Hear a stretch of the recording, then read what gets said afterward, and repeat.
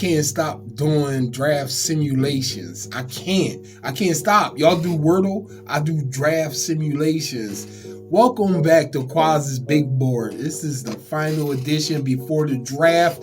Yo, tonight we talking about that back seven, the ones who don't be making any plays. Before we get into them, I gotta say thank you so much. Again, I appreciate you just checking in with me. If you know me and you be clicking in for the views to help me out, thank you. And if you down with this draft content, please subscribe. Trust me, I ain't gonna bombard you all year long with a whole bunch of bullshit. That ain't me. I'll let you know what's going on, how it pertains to perpetually evaluating the Philadelphia Eagles and the draft class, and that's about it.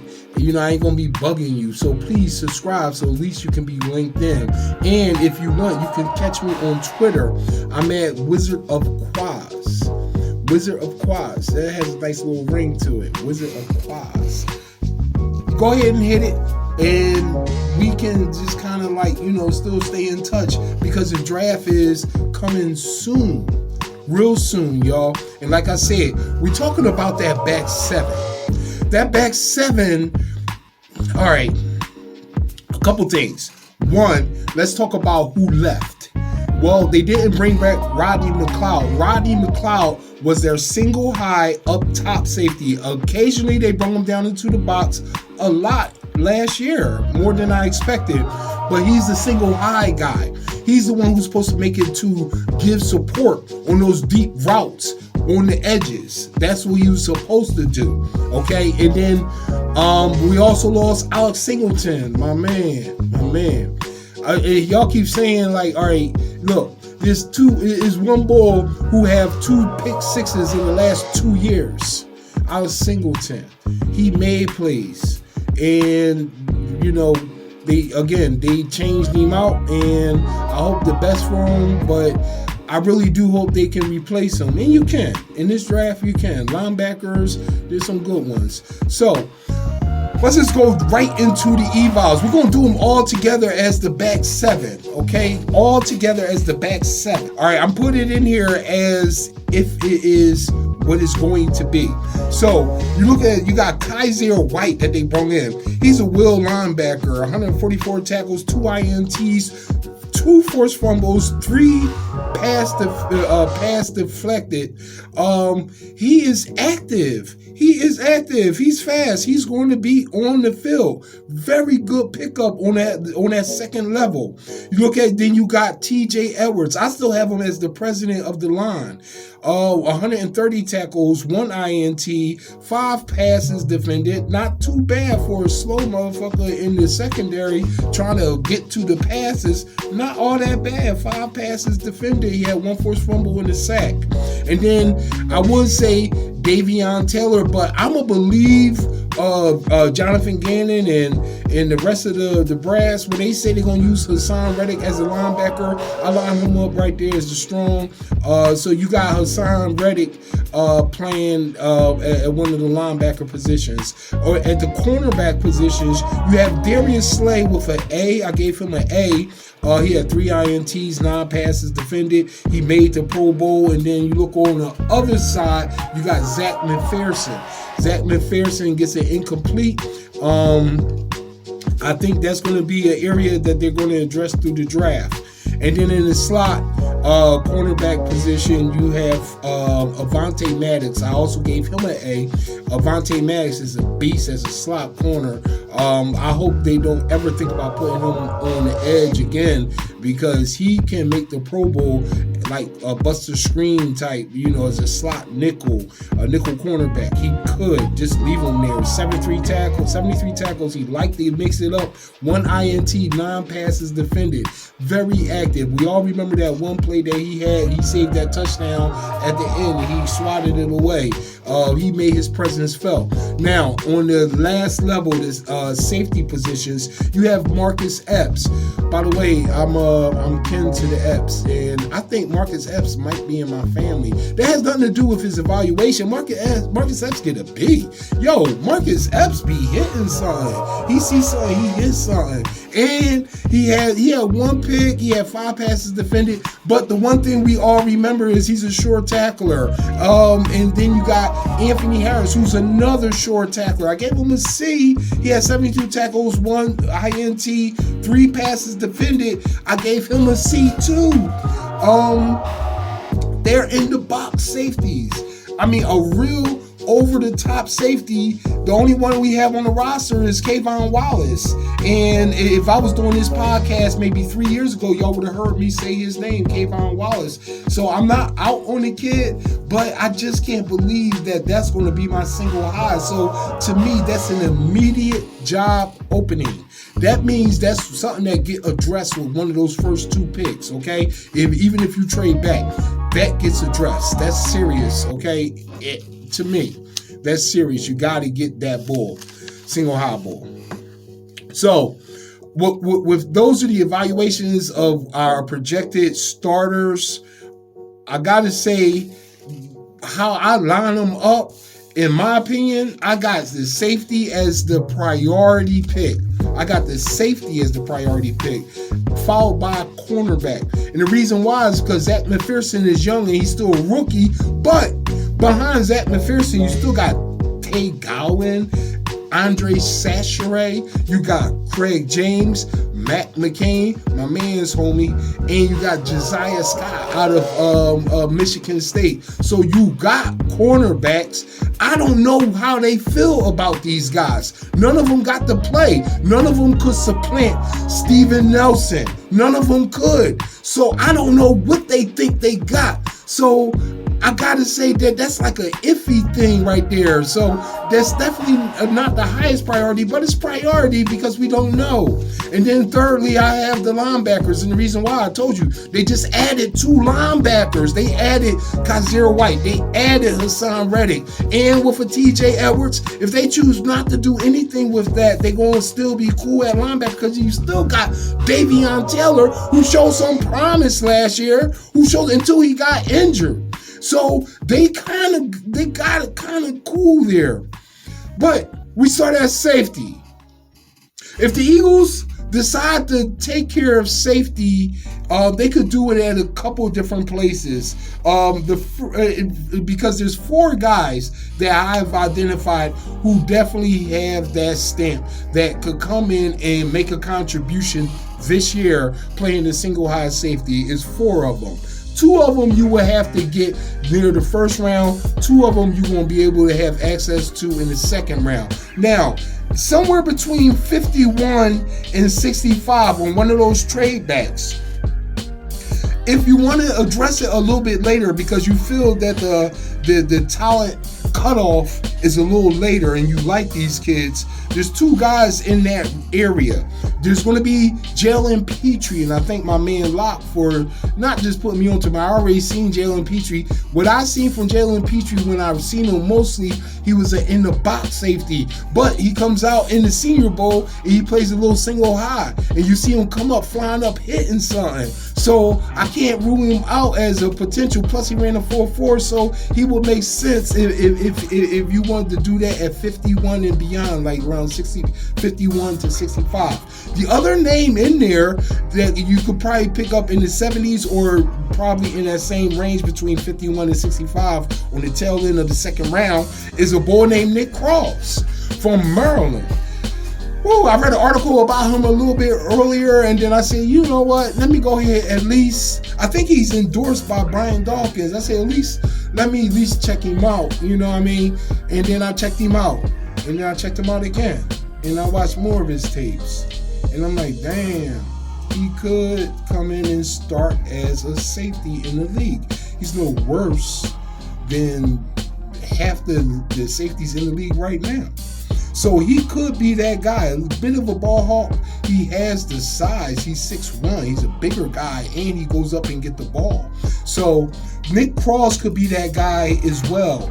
Now, the other guys you would have to do in the first round. And when I say first round, I am excluding Kyle Hamilton. You heard it here first. Just like any other safety that comes into the league who's that tall, 6'4", who runs like a 4.5. Some of them boys, they don't get to play safety in the league. They become outside linebackers. And the reason why is because they have the length. You put all that length up there by the line, the defensive line, so you can help create and make plays. So Kyle, I don't even see him as a single high. Plus, he spent like 90% of his time in the box. We got two guys who I think that can already play in the box. But on the back end, if they trade back, on the back end, you're looking at names like Lewis Seen out of Georgia. That boy will come up his son. He definitely about that work. And of course, my man from Penn State, Jaquan Brisker, about that work. He come up hitting something. So those will be the names that you need to look for. If the Eagles haven't picked up a safety with their first pick and they're looking to do it at their second pick in the first round, look for a safety, not Kyle Hamilton. It's going to be a trade back, and it's going to either be Brisker or it's going to be Lewis Seen. You heard it here first. We talk about corners. And in the corners, Darius Slay gets an A. And then you got Avonte Mathis. Again, he gets an A. So you over there looking at Zach McPherson or that other cornerback position. Now, I told you there's a whole bunch of bulls who want to eat over there that they already have in-house. So I don't know how they plan to address the CB2 position. I don't know. But if it be my guess, they're going to challenge the room somehow, some way. It's just when and where and how. So if they're going to do it at pick 101, remember they got that 101 from the Saints. At pick 101 is a guy from out of Tennessee that I love, Alontae Taylor. Y'all seen him during the Senior Bowl. He went up and got that John, and he took it back to the house. He liked to take balls back to the house. He liked to create turnovers. He's physical. He's from the SEC, so he's seen the best of the best. I like Alontae Taylor at 101. Now, if it's going to be something somewhere between 52 and 65, why I say in there? Because again, I believe those two first round picks are going to drop back and add something in the second or the early third. If you looking around there to take your cornerback, the guy's name is, and I know y'all tired of these Cincy boys, it's not Sauce. He's well gone. But look for Kobe Bryant, the corner on the other side. Word is that the Eagles got a little thing for him, and I know why, because he's a competitor. He's physical. The last time I seen two cornerbacks like this, it was in Washington. They had Kevin King, and then they had Sidney Jones. Sidney Jones had ruptured Achilles during the pro day. And I remember saying to myself, I don't care anyway. I had eyes for Kevin King. He wound up going early in the second round to Green Bay and was their cornerback who travels with receivers. All right, I would have took him over Derek Barnett. So the last time I seen a situation like this, that was it. I'm telling y'all, Kobe Bryant can play. So if you're going to do that between 52 and 65, I will be completely cool with that to challenge the room and possibly earn the position of CB2 for the Philadelphia Eagles. Now, my golden goose, the ball that I want to target early in the second or late in the first, and he's worth the first, I don't care what you heard, is Roger McCreary. Auburn. Roger McCreary, to me, is going to comp out somewhere like Xavier Howard. When I look at the cornerbacks in this draft, yeah, you got Stingley, you got Ahmad, Gardner, you got some good cornerbacks. But the one that's being overlooked as a high-end quality one is Roger McCreary. I don't think he's being overlooked, but he will be available late first, early second. I believe that should be the Philadelphia Eagles' target. If you're going to challenge that room, but you don't want to use that as your first pick on a Stingley or, say, a Booth. or even a Gardner. You don't want to use the first round. You want to drop back. You want to accumulate more picks. I can see Roger McCreary fitting in and becoming a CB2 real early on this team. So then we move down to linebacker. At linebacker, you have Kaiser White, you have TJ, and you have Hassan. And you have Davion Teller, who shows some promise. So I wouldn't be so eager to, overdraft him, because he may still be a real integral part of their defense. But if they are looking to replace TJ Edwards as the president of the linebacker group and your signal caller, obviously you do it in the first round. When you trade back from 15, you look at Nakobe Dean. Now, if Nakobe Dean is not your fancy and you figure that you can do linebacker later on, guess what? You don't got to go too much further in this draft than Georgia. You don't got to go too much further. In the second round at 51, if Quay Walker is there, you take Quay Walker, because even though I'm not sure he can be a president, he damn sure going to be the enforcer at 6'4", running like a 4'5". That boy is a beast. He is like Trayvon Edmonds. Look for Quay Walker at 51 if we ain't taking one in the first 2 picks. And he's the real deal. Now, like I said, you ain't got to go far. If you're going through it in the third round, say somewhere around pick number 83, the name is Channing Tindall. If you take Channing Tindall, you can't, he like Hardy Nickerson, dude. He get after it. He's serious. He remind me a little bit of Ray Lewis. Channing Tindall. Look for that. You can get linebackers later in the draft. We all know that. Some damn good ones. And if Channing Tindall is not there and you miss him, another president that I like is Damon Clark from out of LSU. Later on in the draft, either unrestricted free agent or anywhere beyond pick 162 is a kid named Malcolm Rodriguez. Malcolm Rodriguez would be on my team, period. He would be on my team. He will make a great special team player. He's going to be able to spot all 3 different positions at the linebacker level. I would look for Malcolm Rodriguez in the later rounds from out of Oklahoma State. So that's going to wrap it up, y'all. I talked about every position. I mean, we spoke about strategy. It ain't nothing to do now but bring in the new Emerald City. I'm trusting in Howie this year. Howie, do the smart thing. You going to build the team? Back up out of those positions, man. Get the currency for this year. Build the team. And then anyone will come. And you got enough currency for next year to go get a quarterback. So, I hope everybody out there have a wonderful draft, because I know I am. I'm definitely going to get with y'all, and we're going to wrap this up with a recap show later on. But for right now, sit down, get your popcorn. If the Sixers ain't playing, then get ready for the NFL draft, and it's going to be a doozy. Look, it's been fun. I'll catch y'all next year. The Wizard is out.